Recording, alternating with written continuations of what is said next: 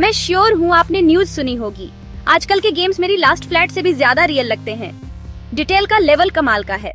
हम बात कर रहे हैं पुडल्स में रिफ्लेक्शंस की, हवा में हिलती घास की एक एक पत्ती की, और कैरेक्टर मॉडल्स इतने असली हैं कि आप कसम खाएंगे कि वे आपसे चीनी का एक कप मांगने ही वाले हैं।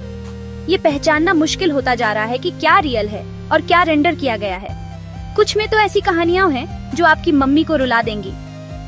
हम अब सिर्फ अच्छे बनाम बुरे नैरेटिव्स की बात नहीं कर रहे हैं। ये गेम्स कॉम्प्लेक्स थीम्स में जाते हैं, मॉरल एम्बिग्युइटीज को एक्सप्लोर करते हैं और ऐसे कैरेक्टर्स दिखाते हैं जिनमें असली कमियां और रिलेटेबल स्ट्रगल्स हैं।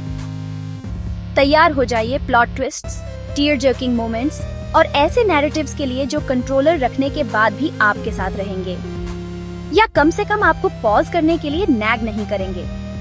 क्योंकि सच कहूं तो कौन पोस्चर या स्क्रीन टाइम पर लेक्चर के लिए गेमिंग सेशन को इंटरप्ट करना चाहता है।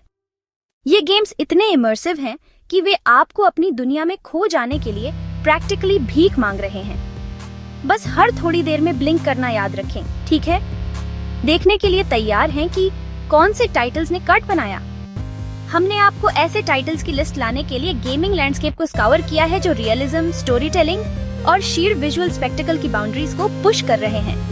स्प्रॉलिंग ओपन वर्ल्ड से लेकर इंटीमेट कैरेक्टर ड्रामास तक, ये गेम्स इम्प्रेस करने की गारंटी देते हैं। ठीक है, चलिए शुरू करते हैं। अब और ज्यादा डिली डैलिंग नहीं, चलिए सीधे पिक्सल परफेक्ट दुनियाओं में कूदते हैं जो इंतजार कर रही हैं। अमेज्ड, एस्टनिश्ड और शायद इन गेम्स द्वारा ऑफर की जाने वाली वर्चुअल लाइफ से थोड़ी एनवियस होने के लिए तैयार हो जाइए। सबसे पहले रेड डेड रिडेम्पशन 2। ये गेम इतना लाइफ लाइक है, मैंने राइट मूव पर आर्थर की कैबिन रेंट करने की कोशिश की। मेरा मतलब है, कौन विल्डरनेस में एक कोजी कैबिन में नहीं रहना चाहेगा, भले ही वो सिर्फ एक वर्चुअल हो।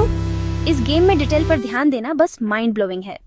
अगला साइबरपंक 2077।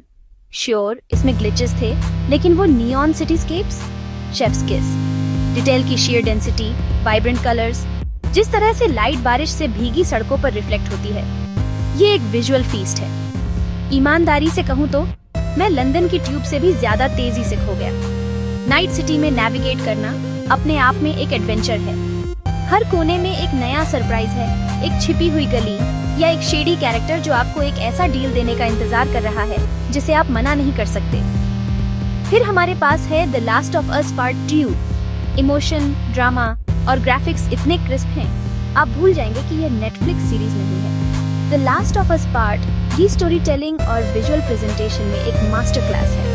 ये एक ऐसा गेम है जो क्रेडिट्स रोल होने के बाद भी आपके साथ रहेगा। ओह, और कंट्रोल को मत भूलना, यहाँ की आर्किटेक्चर इतनी ट्रिपी है, मुझे लगा कि मैं 6 पिंस के बाद आइकिया में आ गया हूँ। बदलती हुई कॉरिडोर्स, इम्पॉसिबल जियोमेट्रीज, अनीज की शेयर सेंस, यह एक ऐसा अनुभव है जैसा और कोई नहीं। अंत में असैसिन्स क्रीड वैल्हाला, इंग्लैंड की कंट्री साइड को बिना किसी असली मिट्टी पर कदम रखे एक्सप्लोर करना।